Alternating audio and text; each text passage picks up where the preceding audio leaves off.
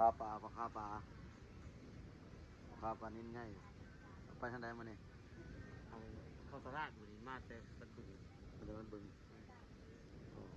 วัดของมือออกไปเป็นบึงมัดนะมือละ100ไปมัน100ไปโลโอ้มันนี่ก็เอามาตลาดไกลตัวนี้นะนี่เขามาขายตลาดนี่เดี๋ยวมาเข้าขายในตลาดนี่ปลาเห็นตัวใหญ่ๆเลยจะซื้อหรือจะเบิ้งอ่ะเนี่ยซื้อ40 โลนี่นะสองมาแล้วกันเนาะมาแล้วมาเป็นเต้าเลย